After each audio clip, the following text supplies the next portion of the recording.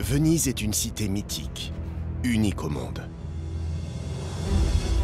Une ville suspendue entre terre et mer, au cœur d'un labyrinthe de canaux et d'une centaine d'îlots qui forment la lagune vénitienne. Il y a cette Venise flamboyante, avec ses somptueux palais et ses monuments incontournables. Le pont du Rialto, la basilique Saint-Marc, ou encore le pont des Soupirs. Mais il y a aussi une Venise plus secrète et plus mystérieuse. Car derrière les murs de ces édifices emblématiques, se sont écrites les pages les plus noires de l'histoire de la ville. Comme le Palais des Doges, le lieu par excellence du pouvoir vénitien. Au XIVe siècle, il est aussi celui de toutes les conspirations et de toutes les traîtrises. Au fond de la salle, il y a un drapé noir où il est écrit « Ici se trouvait Marino Faliero, exécuté pour ses crimes politiques ». Ou encore la terrifiante prison des Plombs, où la police secrète du Conseil des 10 a enfermé les plus farouches opposants à l'État, dont le célèbre Casanova. Cette prison des Plombs est un lieu abominable. On mourait de froid l'hiver et on mourait de chaud l'été. Ces lieux cultivent encore aujourd'hui leur légende noire. Celle de Poveglia, au sud de la lagune et des plus sordides. Cette île serait la plus hantée au monde. Toutes les histoires qui concernent ce lieu sont des histoires de mort et de souffrance, et d'une certaine manière, de peur et de mystère.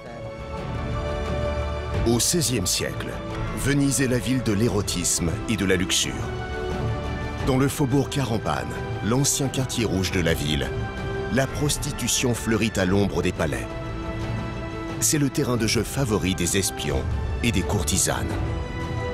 Venise est une sorte de nid d'espions. On observe qui parle avec qui. Enfin, Venise, c'est aussi un refuge pour tous les penseurs ésotériques de la Renaissance. Les murs de la Scuola Grande di San Rocco portent encore les traces de leurs étranges prophéties mystiques. Malédiction, conspiration, occultisme, voyage au cœur de la Venise des mystères.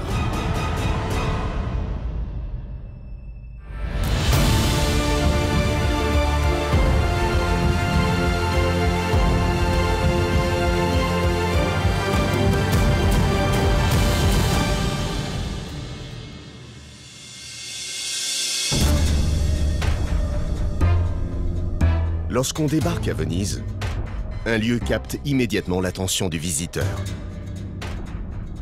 Il est situé en plein cœur de la ville, sur la célèbre place Saint-Marc. Construit au XIVe siècle, le Palais des Doges est un édifice hors norme, car c'est le siège du pouvoir de la Sérénissime. Impressionnant et majestueux, il abrite pourtant en son sein un lieu qui évoque les heures les plus sombres de Venise. Une prison d'État conçue pour enfermer les criminels les plus dangereux de la Sérénissime. On l'appelle la prison des Plombs.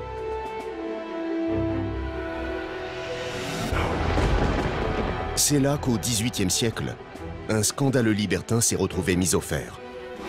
Son nom, Giacomo Casanova. Il va marquer à jamais l'histoire de la prison des Plombs.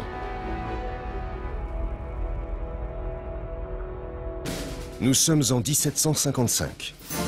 La République de Venise est alors à bout de souffle. Au fil des siècles, sa puissance politique et son prestige économique n'ont cessé de diminuer. C'est une ville décadente qui se réfugie dans les plaisirs du jeu et de la chair. Venise au XVIIIe siècle, c'est devenu une espèce d'immense lupanar. C'est un endroit où l'on s'amuse et où tout est permis. Et tous les jeux, et en particulier les jeux érotiques, sont permis.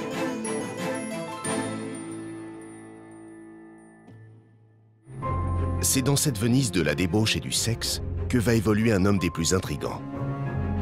Giacomo Casanova. Un grand séducteur qui n'hésite pas à entretenir des liaisons interdites avec de jeunes religieuses. Et à entraîner dans ses parties fines de puissants personnages, parmi lesquels un cardinal. Ses frasques et ses sulfureuses relations ne passent pas inaperçues dans une ville fragilisée, obsédée par le spectre d'une invasion ennemie. Venise est une sorte de nid d'espions. On observe qui parle avec qui. Et on peut se demander si Casanova n'a pas été lui-même un espion. On est persuadé dans les plus hautes sphères du Sénat qu'il transmet des secrets d'État. Dans ce contexte, Casanova dérange. Il est tellement suspect qu'il va finir par être dénoncé. Par qui? Serait-ce par le père d'une de ses jeunes conquêtes?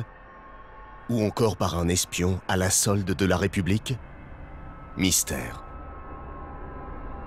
En tout cas, c'est sans doute dans une de ces boîtes aux lettres très spéciales que son destin va basculer. Ici, on voit encore le visage avec l'embouchure où on pouvait glisser la lettre de dénonciation. Et de l'autre côté, donc, c'est l'Inquisition qui récupérait les lettres. À partir du XIVe siècle, on a encouragé la délation. Donc il y avait plusieurs bouches de vérité où on pouvait dénoncer, ici en l'occurrence dans le Palais des Doges, les crimes politiques, les complots, les personnes corrompues, etc. Au petit matin du 26 juillet 1755, Casanova est réveillé en sursaut.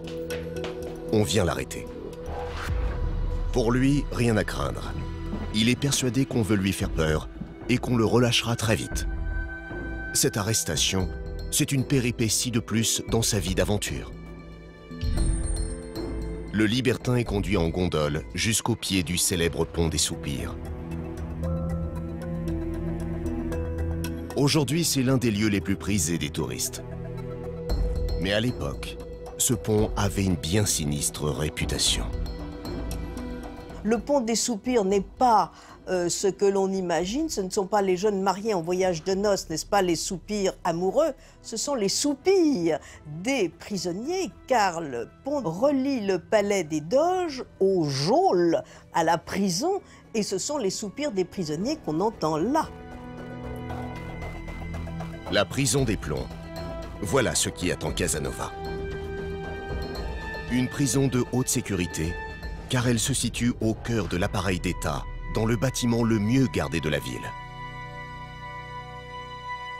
Casanova est conduit par son geôlier, un certain Lorenzo, qui prend soin de le faire passer par cette chambre des tortures au mécanisme diabolique. Vous accrochez la corde autour de vos poignets et les trois chefs de l'Inquisition allaient vous poser des questions. Mais si vous ne collaboriez pas, le bourreau allait tirer sur la corde de façon à vous démanteler de plus en plus les omoplates. Comble de l'horreur, des cellules étaient installées de chaque côté de cette salle pour que les autres détenus ne ratent rien des hurlements du supplicié. Cette mise en scène produit son effet. Et Casanova se rend compte que sa détention ne sera pas vraiment une partie de plaisir. Et cette sensation se confirme quand il découvre son cachot. On rentre dans la cellule de Giacomo Casanova, pas très grande, surtout quand on pense qu'il mesurait 1,94 m. Donc il ne tenait pas debout ici. Nous sommes entre les combles et le toit. Le toit du Palais des Doges est recouvert par du plomb. Le plomb est un très bon conducteur de froid et de chaud. Donc on mourait de froid l'hiver et on mourait de chaud l'été. Cette cellule va rapidement se révéler invivable pour Casanova. Nous sommes en plein mois de juillet et il suffoque de chaleur. Il tombe malade. Il a peur des rats et des puces qui le dévorent pendant la nuit. Les jours passent et ils sont de plus en plus éprouvants. Casanova comprend que son supplice va durer longtemps, très longtemps. C'est terrible pour lui d'être privé de liberté et il sait très bien que ça peut durer jusqu'à la mort. Pour Casanova, pas question de finir ses jours ici. Il va alors nourrir un projet fou, celui de s'évader. Seulement voilà, personne ne s'est jamais enfui de cette prison des plombs. Comment faire alors que sa geôle est gardée 24 heures sur 24? Au bout de quelques mois, Casanova finit par obtenir un droit de promenade dans le grenier de sa prison. C'est là qu'il va dénicher un outil providentiel. Une simple tige de fer qui sera l'instrument de son salut. Tous les soirs, toutes les nuits, sous son lit qui se trouvait derrière moi, il va commencer à creuser de façon à créer un trou assez grand pour qu'il puisse s'évader. Après plusieurs mois de travail acharné, Casanova est fin prêt lorsque Lorenzo, son geôlier, lui annonce qu'il va être transféré dans une autre cellule. Pour Casanova, c'est une catastrophe. Vous imaginez le choc, parce qu'on va découvrir qu'il y a un trou énorme sous son lit, et puis parce qu'il était fin prêt pour pouvoir s'évader. Son projet est démasqué. La sanction est immédiate. On installe Casanova dans une cellule plus petite, et surtout, elle est inspectée 4 fois par jour. Ses rêves d'évasion s'envolent. Cette fois, c'est sûr, il va finir sa vie entre ces murs.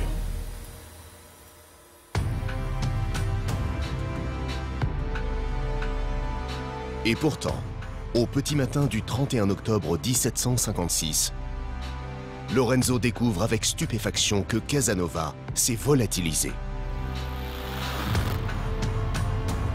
Comment a-t-il réussi cette prouesse? Il a d'abord convaincu un autre détenu de creuser un trou dans le plafond de leur cellule située sous les combles. Une fois sur le toit, Casanova et son complice n'ont pas hésité à revenir par une lucarne dérobée à l'intérieur même du palais des Doges. Cette évasion est complètement folle, parce qu'on est là, dans le palais des Doges. C'est un lieu qui doit être perpétuellement gardé.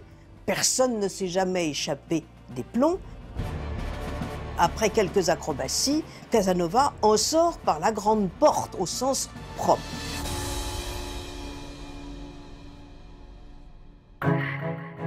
Voilà le tour de force de Casanova. Réussir là où tous les autres avaient échoué. Là encore, ses talents de manipulateur ont sans doute été décisifs.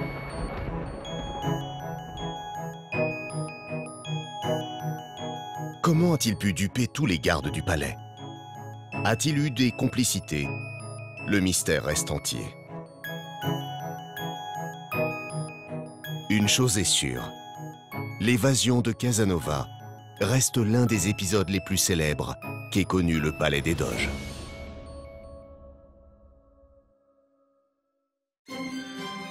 Tout au long de son histoire, ce bâtiment a été le théâtre de toutes les intrigues et des complots les plus sanglants. Au Moyen-Âge, une effroyable machination s'est tramée entre ces murs. Elle a bien failli faire tomber la République de Venise. Depuis l'époque médiévale, le palais des Doges symbolise à lui seul la grandeur et la puissance de la Sérénissime.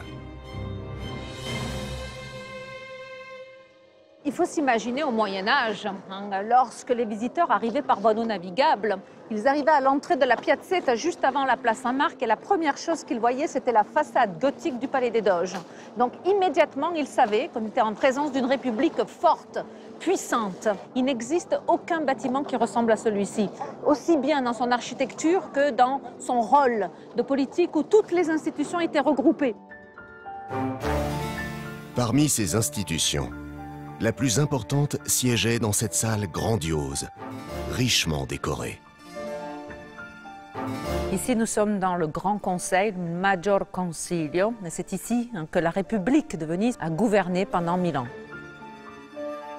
Nous avons 1300 mètres carrés de superficie, mais il faut s'imaginer que dans cette salle, il y a eu jusqu'à 2400 personnes qui se réunissaient le dimanche et qui votaient tous les mandats de la République.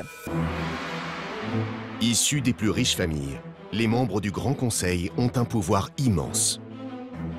Ils votent toutes les décisions politiques et surtout, ils élisent le premier magistrat de la ville, le Doge.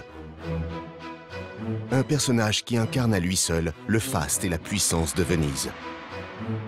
Alors, forcément, l'empreinte des Doges est omniprésente.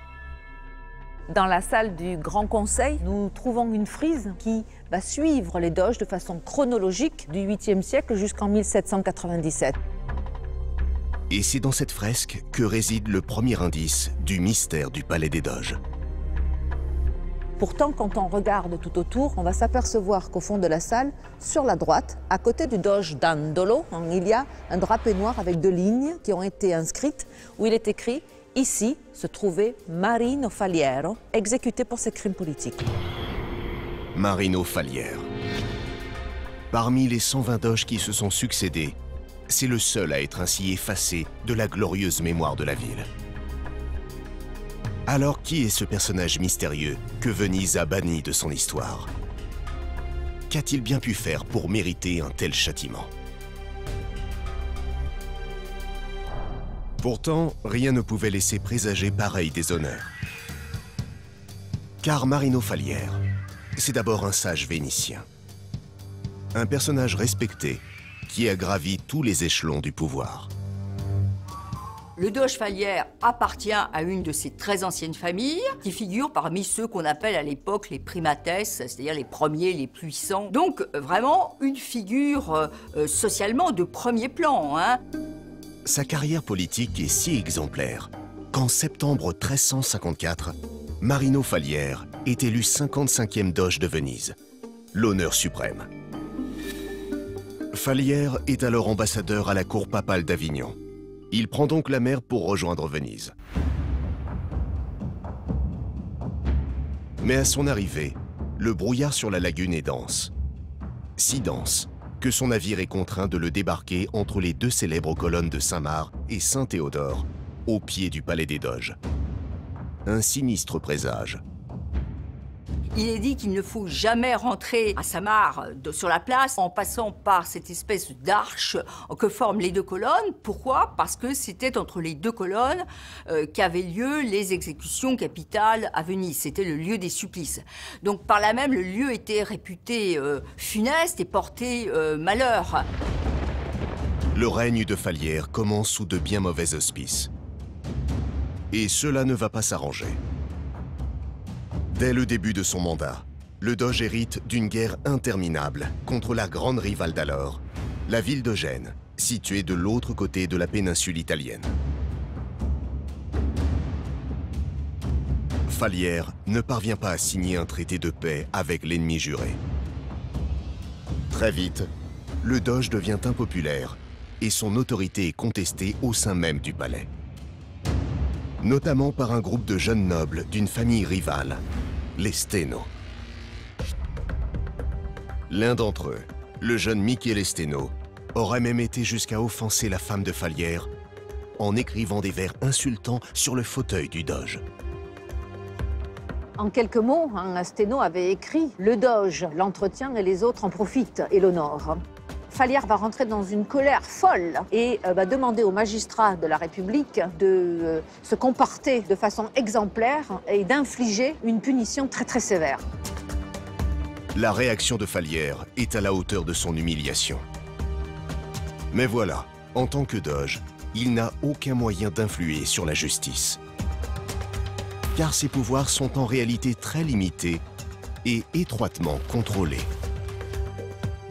Le Doge apparaît dans les audiences, dans tout spectacle de Sa Majesté. Il semble être un souverain quand il est revêtu de ses habits avec le corneau ducal sur la tête, etc.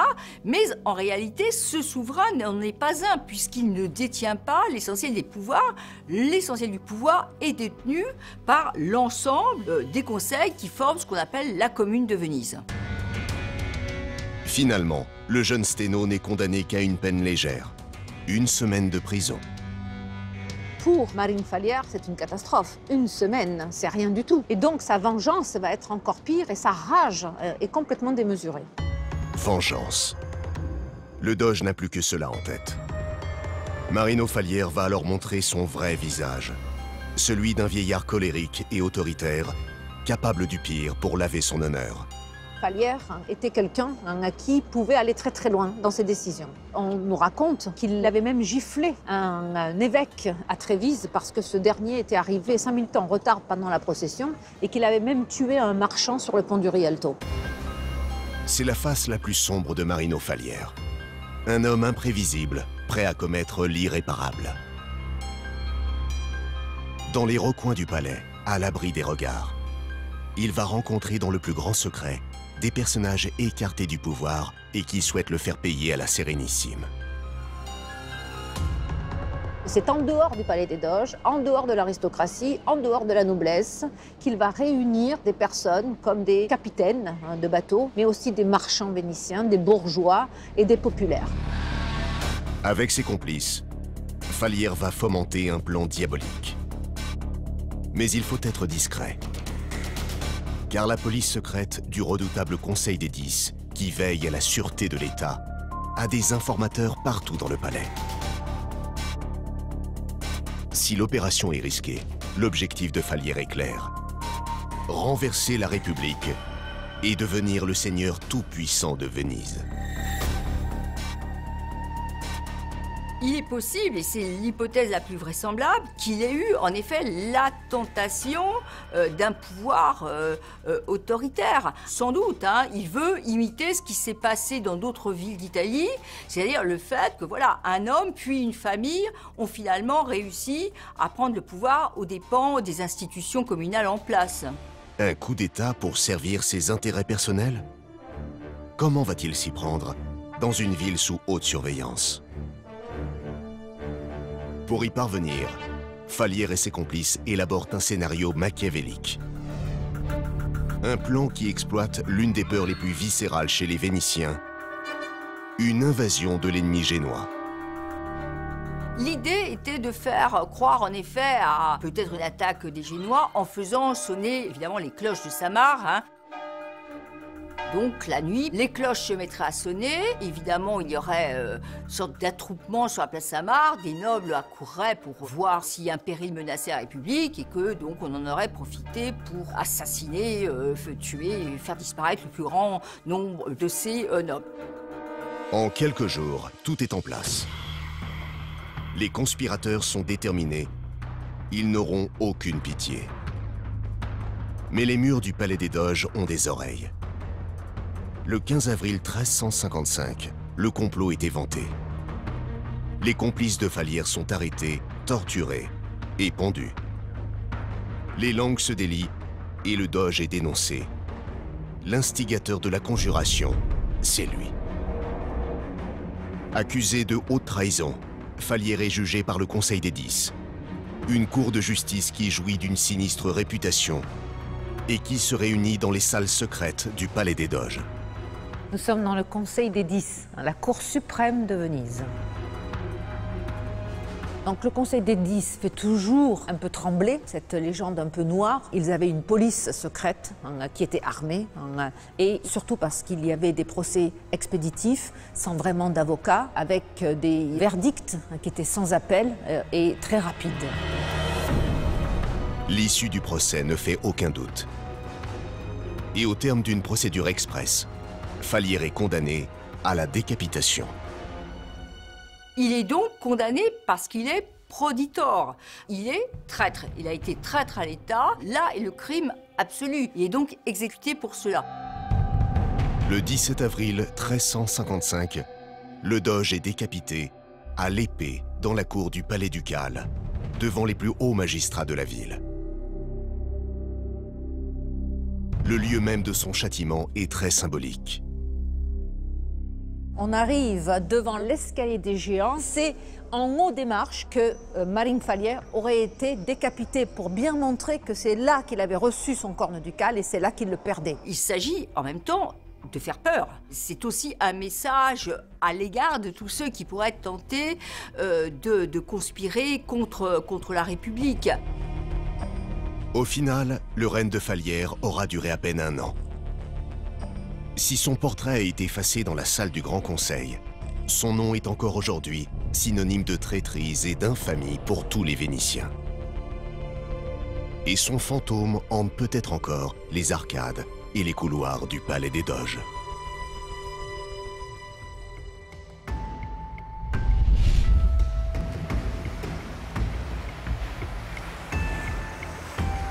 Quand on parle de fantômes à Venise, un lieu revient dans toutes les discussions. Pour le découvrir, il faut s'éloigner de Saint-Marc et mettre le cap au sud, vers l'un des 114 îlots qui composent la lagune vénitienne. Parmi ces îles, il en est une que les guides touristiques évitent de mentionner. Elle s'appelle Poveglia. Sa réputation est des plus sinistres. Elle serait l'île la plus hantée du monde. Pourquoi Poveglia a-t-elle acquis ce titre peu envieux? Quel mystère renferme ce lieu à l'atmosphère si étrange?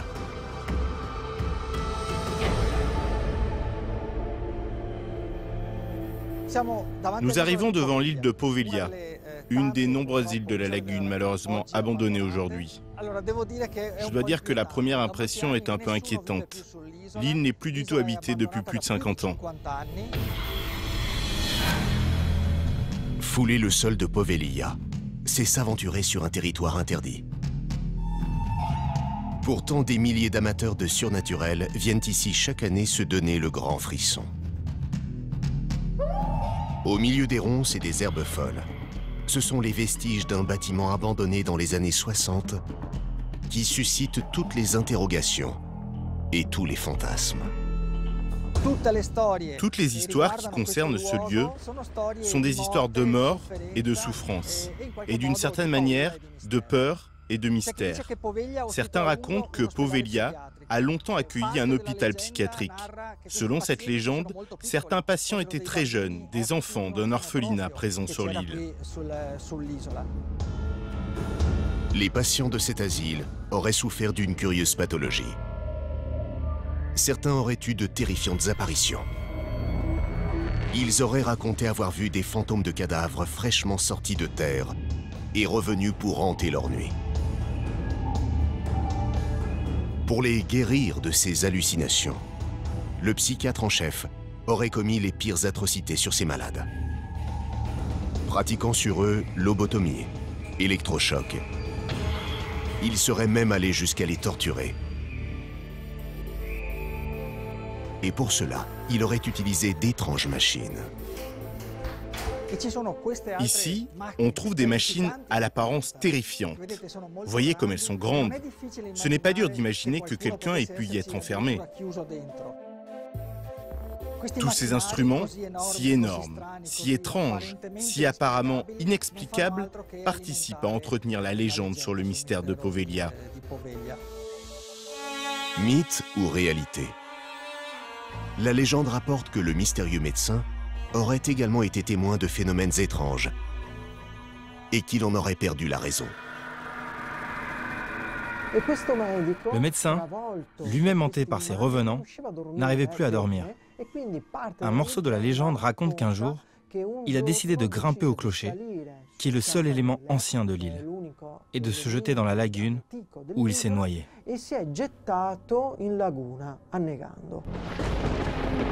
Mais qui sont ces fantômes qui hanteraient l'île de Poveglia, jusqu'à rendre fous ses résidents? L'explication se trouverait à l'écart des ruines, gravée sur une mystérieuse pierre. Cette pierre porte une inscription latine. On y lit encore « Nefodias », ne fouillez pas. Les morts par contagion reposent ici. C'est une inscription un peu particulière parce qu'elle intime de ne pas fouiller. Mais cela peut être lu aussi comme « ne dérangez pas ». C'est un peu ambigu. Donc c'est un avertissement. Laissez les morts tranquilles pour qu'ils puissent reposer en paix, mais surtout parce qu'ils sont contagieux. Des morts qu'il faudrait laisser en paix. Pendant des siècles, le sol de Poveglia aurait ainsi abrité un gigantesque charnier. Des milliers de morts de la peste auraient été enterrés ici. La légende parle même de malades enterrés vivants. Des personnes qui avaient attrapé la peste noire, jetées dans les fosses communes recouverte encore vivante de chaux vives, puis oubliée. Ces histoires atroces et sordides renvoient au passé le plus trouble de Poveglia.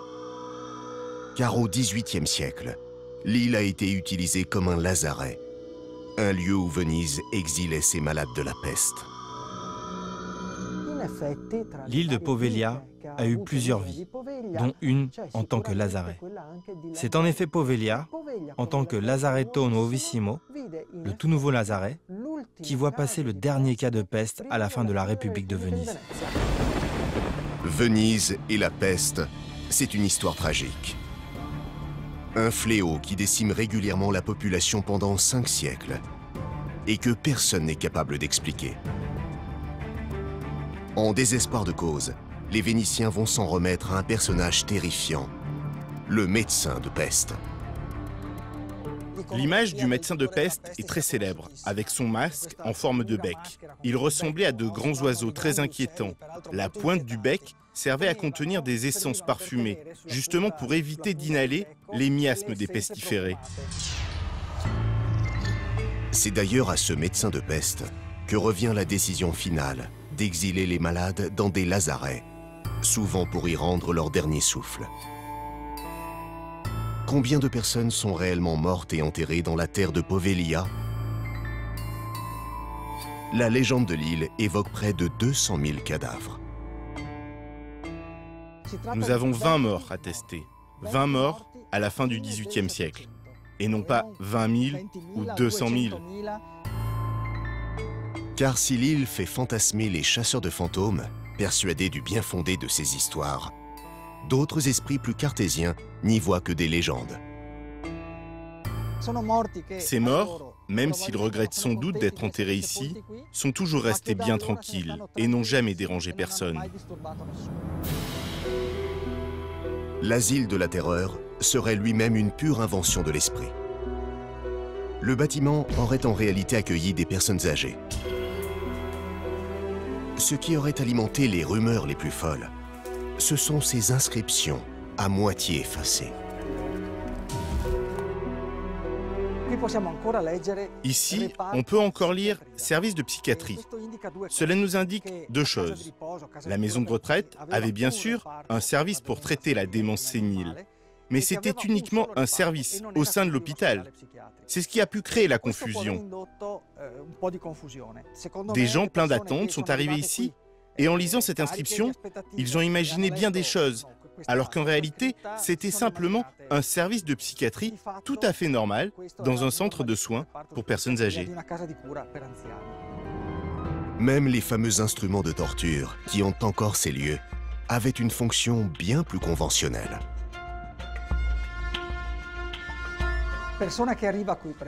Imaginez-vous une personne qui arrive ici et qui voit cet appareil. Il ne sait pas du tout ce que c'est. Il ouvre, il tire, et bien sûr, il imagine que quelque chose était suspendu ici. Mais il ne sait pas quoi. Et voilà qu'il peut s'imaginer tout et n'importe quoi.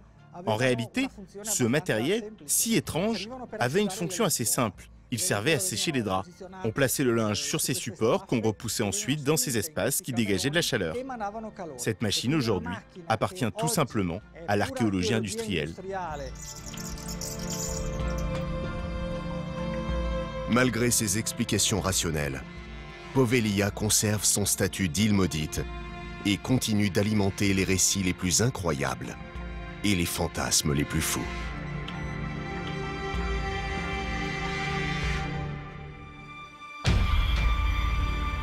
Mais dans la Venise du XVIe siècle, c'est un tout autre quartier, situé lui en plein cœur de la ville, qui fait fantasmer l'Europe entière. Pour le découvrir, il faut s'enfoncer dans les ruelles et les étroits canaux des quartiers populaires.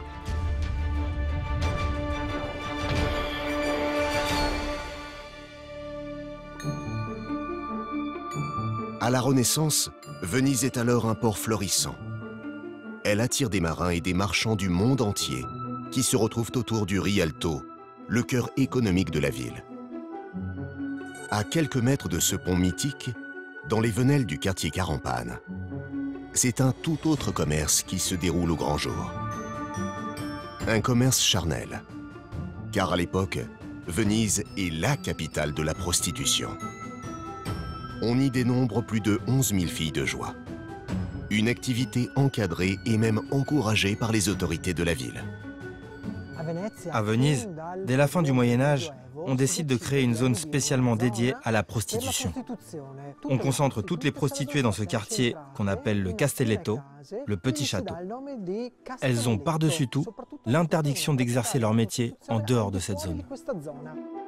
Ce quartier rouge de la Venise médiévale est administré et taxé par les autorités qui édictent des règles très strictes. En retour, les prostituées obtiennent le droit de racoler en public. Derrière moi, vous voyez le Ponte delle Tette, le pont des seins.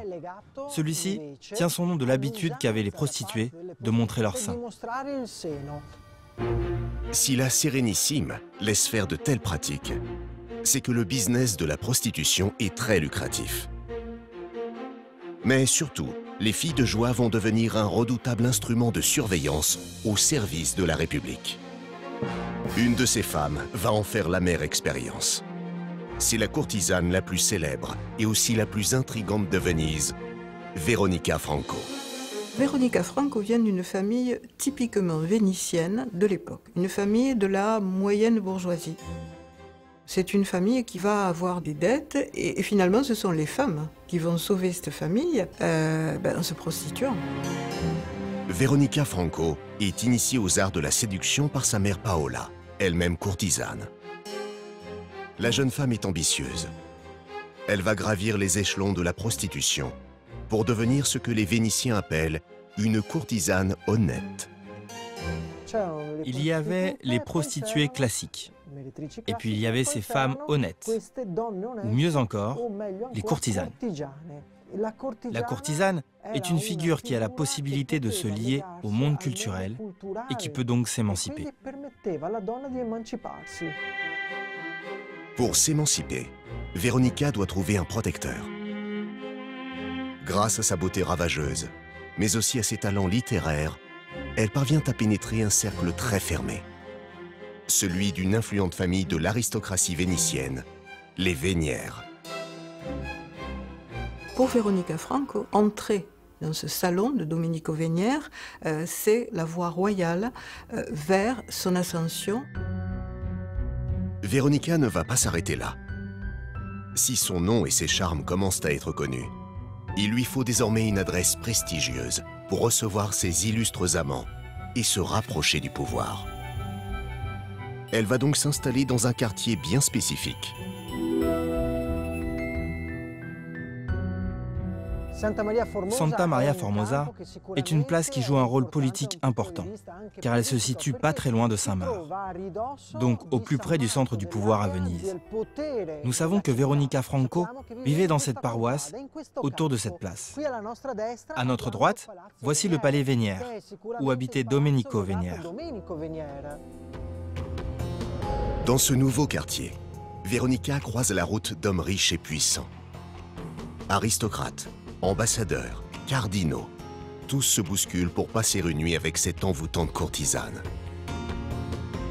Dans l'intimité de l'alcôve, les langues se délient. Et la jeune femme devient peu à peu la confidente de tout le gratin vénitien. Une confidente qui va se révéler très utile pour la Sérénissime. Il faut savoir aussi que dans la réalité très complexe de Venise à la Renaissance, la courtisane n'est pas qu'une simple prostituée. Elle peut être aussi une espionne, ou plus exactement, une informatrice.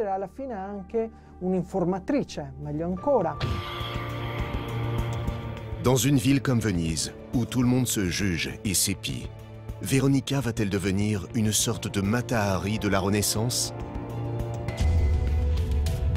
A-t-elle conscience de jouer un jeu potentiellement dangereux? Sans doute pas. Car Veronica Franco va finir par accepter une mission des plus stratégiques. Nous sommes en juin 1574. Le jeune Henri de Valois, futur roi de France, annonce sa venue à Venise. Il souhaite absolument découvrir cette ville qui fascine l'Europe entière. Venise fait un accueil triomphal à Henri III. C'est le grand luxe, tout le grand canal est pavoisé. On lui organise un bal extraordinaire au Palais des Doges. Vraiment, c'est un accueil éblouissant. Le clou de la visite, c'est une rencontre arrangée, de nuit, avec la plus célèbre, la plus belle et la plus sulfureuse des courtisanes de la ville. La rencontre entre Veronica Franco et Henri de Valois, futur roi de France, est d'une importance capitale pour la République de Venise. Pour le Doge et ses conseillers, récupérer tous les détails de ce qui a été dit sur l'oreiller revient à détenir une puissante arme politique. Comment s'est déroulée cette mystérieuse entrevue? Quelle confidence Veronica Franco a-t-elle obtenue sur l'oreiller? Nul ne le sait. Ce qui est sûr, c'est que Veronica est désormais en pleine lumière, au sommet d'une carrière éblouissante.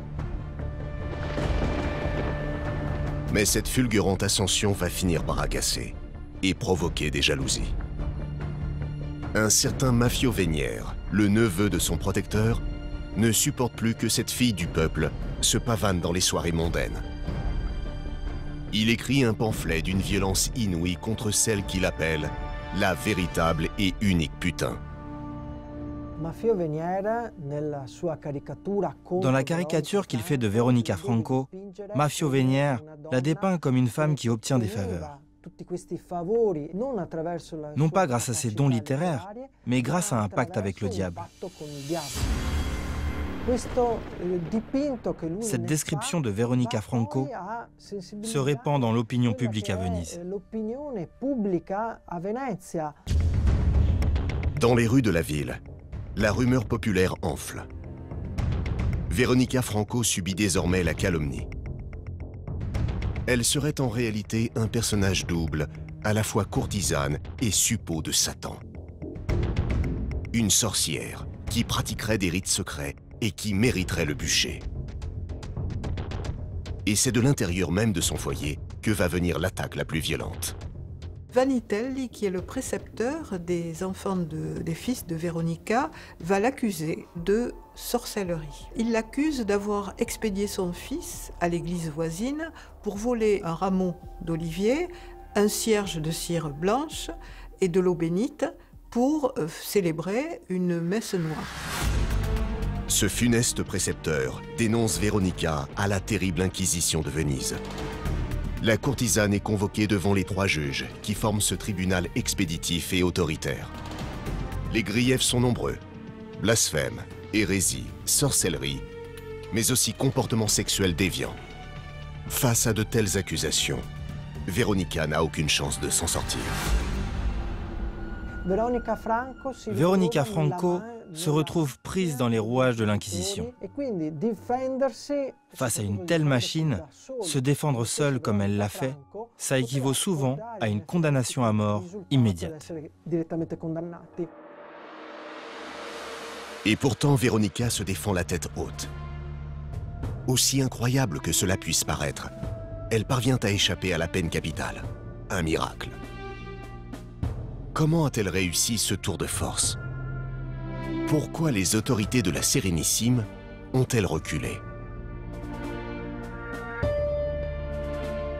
Elle en savait peut-être trop et connaissant son franc-parler à travers ses lettres, peut-être avait-on peur qu'elle en dise un peu trop.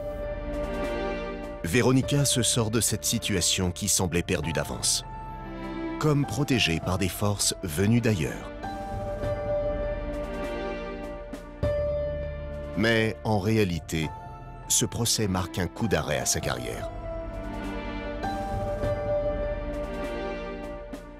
À 30 ans passés, la beauté fatale ne retrouvera plus jamais les sommets du pouvoir.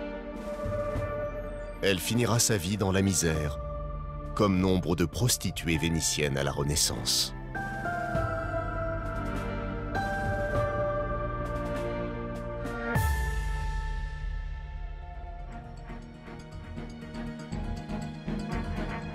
Si au XVIe siècle, Venise tolère une certaine liberté de mœurs, elle connaît aussi une diversité de croyances parfois très éloignés du dogme chrétien.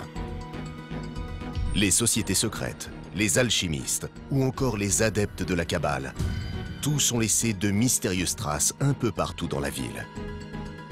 Et parfois dans les endroits les plus inattendus.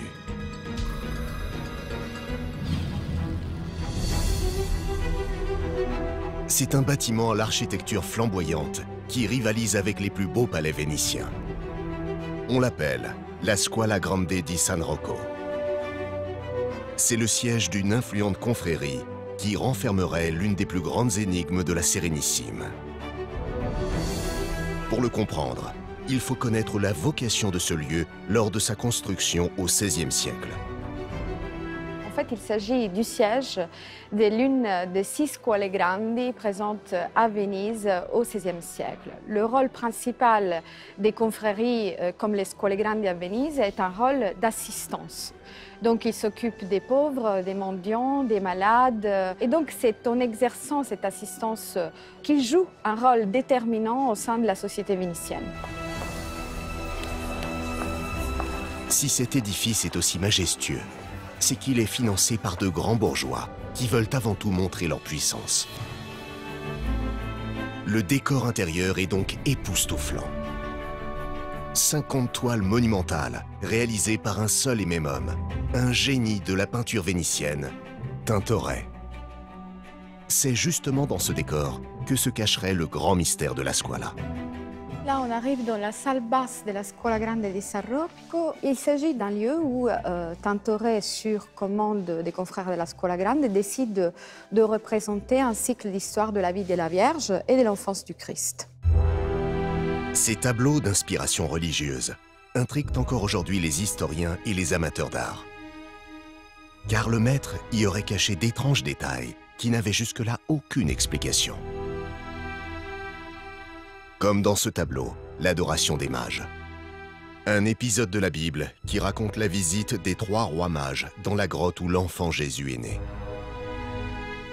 A priori, la scène, avec ses 6 personnages principaux, n'a rien d'étonnant. Ces tableaux représentent une adoration des mages avec la Vierge Marie, l'enfant Jésus, les 3 mages, Joseph juste au pied de l'estrade. Mais ce qui surprend ici, c'est la présence d'un autre mystérieux personnage qui n'est mentionné dans aucun texte. La tradition iconographique ne prévoit aucunement la présence d'un tel personnage. Alors qui est cet homme? Pourquoi occupe-t-il une place si importante dans ce tableau? Pendant des siècles, les historiens ont tenté de répondre à ces questions en s'intéressant aux vêtements très particuliers qu'il porte. Cet homme, il a des yeux extrêmement expressifs, une longue barbe et des habits qui ont été d'abord interprétés comme des habits de religieux. Mais en effet, en regardant attentivement, on découvre que ce personnage est plutôt habillé comme un pèlerin. Des habits de voyageur, un bâton, un chapeau à large bord. Ce personnage ressemble à s'y méprendre à l'un des hommes les plus fascinants qu'ait connu Venise au XVIe siècle. Et cet homme le voici. Il s'appelle Guillaume Postel. C'est un intellectuel humaniste français, un voyageur infatigable aux connaissances encyclopédiques qui a subjugué tous ses contemporains. C'est un homme incroyablement cultivé, un astronome, un scientifique, un diplomate. Il connaît toutes les langues, l'arabe, l'hébreu, le français, l'italien. C'est un polyglotte, ce qui est exceptionnel à l'époque. Mais Postel n'est pas qu'un spécialiste des langues orientales, il est aussi ce qu'on appelle aujourd'hui un philosophe et un théologien. Un théologien qui va progressivement s'écarter du dogme de l'Église. Car Postel est un passionné d'ésotérisme. Il déchiffre les secrets de la Kabbale, la tradition mystique du judaïsme.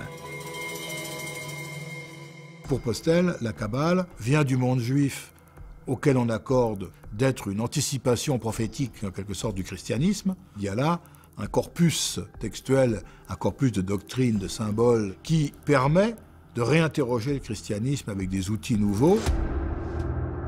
Postel ne se contente pas de réinterroger le christianisme. Ses recherches ésotériques et sa connaissance du Moyen-Orient l'ont amené à forger une théorie inacceptable pour l'Église. Selon lui, il serait possible de réunir toutes les grandes religions sous l'autorité d'un seul pape, qu'il surnomme le pape angélique. Or, Postel est persuadé qu'il est lui-même ce fameux pape angélique. Pour l'Église, cela relève de l'hérésie. Il faut bien imaginer que cette pensée est extrêmement dérangeante et qu'un personnage comme Postel est effectivement extrêmement dangereux pour les équilibres des croyances religieuses à l'époque. Alors pourquoi Tintoret aurait-il pris le risque de provoquer l'Église en représentant un personnage aussi sulfureux? Ce fameux pèlerin est-il vraiment Guillaume Postel? Sa ressemblance physique avec les portraits du penseur français n'est pas le seul indice qui incite les historiens à le croire. Car pour peindre ces toiles, on sait que Tintoret se serait inspiré d'un texte mystérieux, un évangile rejeté par l'Église. On l'appelle le proto-évangile de Saint Jacques. Ce texte raconte essentiellement la vie de la Vierge, la mère de Jésus. Or, coïncidence troublante, c'est Guillaume Postel qui a traduit ce texte en latin en 1552. Et cela, Tintoret ne pouvait l'ignorer. Si je suis personnellement convaincue que cet homme à genoux est bien le portrait de Guillaume Postel, c'est parce que Postel joue un rôle important dans la diffusion de ce proto-évangile de Saint Jacques qui a certainement inspiré Tintoret pour la conception de ce décor. En y regardant de plus près, l'adoration des mages ne serait pas la seule toile qui rendrait hommage à Guillaume Postel. Les murs de la squala seraient en fait truffés de références ésotériques aux prophéties du penseur français. La disposition des peintures sur les plafonds de la salle capitulaire, par exemple, dissimulerait un message codé, indéchiffrable pour les non-initiés. Une autre toile semble confirmer cette théorie. C'est le chef-d'œuvre de la Squala Grande, la crucifixion. La crucifixion est le deuxième tableau peint par Tintoret pour la Scuola Grande di San Rocco. C'est un tableau littéralement rempli de présence. En effet, Tintoret y représente des dizaines de personnages. Mais il faut s'intéresser à ce qu'il se passe au pied de la croix. On y voit la Vierge Marie s'évanouir. Dans ses bras, elle enlace une autre femme qui semble elle aussi endormie. La présence complètement incompréhensible et à la fois inédite, c'est une deuxième femme. Elle a les pieds superposés exactement comme le Christ sur la croix. De plus, cette figure est à moitié couverte par un drap qui pourrait être les lincelles du Christ. Donc, ces deux personnages, le Christ et cette deuxième femme qui s'évanouit, sont en quelque sorte associés. Qui est cette deuxième femme que Tintoret aurait symboliquement associée au Christ? Ce personnage pourrait être analysé à la lumière de la dernière prophétie de Guillaume Postel, la plus troublante et la plus scandaleuse pour l'Église. En 1547, Postel est réfugié à Venise. Il est alors chapelain dans un hospice, l'hôpital Saint-Jean et Paul. C'est là qu'il rencontre une mystérieuse femme. Elle se fait appeler la mère Jeanne et elle aurait des pouvoirs extraordinaires. Postel la rencontre, elle faisait la cuisine et s'occupait des pauvres et des miséreux dans cet hôpital. C'est une mystique qui passe son temps en contemplation et a des révélations privées sur, en particulier, la fin des temps. Comme elle a des visions, Postel s'imagine aussitôt qu'elle détenait littéralement une science divine et qui peu à peu l'a construite en messie féminin, donc en Christ revenu sous une forme féminine. Un messie féminin venu sur Terre pour terminer la rédemption de l'humanité. Voilà ce que prophétise Postel. Évidemment, pour l'Église, c'est un sacrilège. Le penseur est désormais officiellement considéré comme hérétique. Il sera même déclaré fou.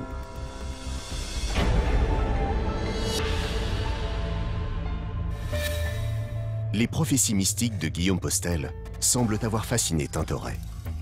On sait également que les deux hommes étaient à Venise au même moment.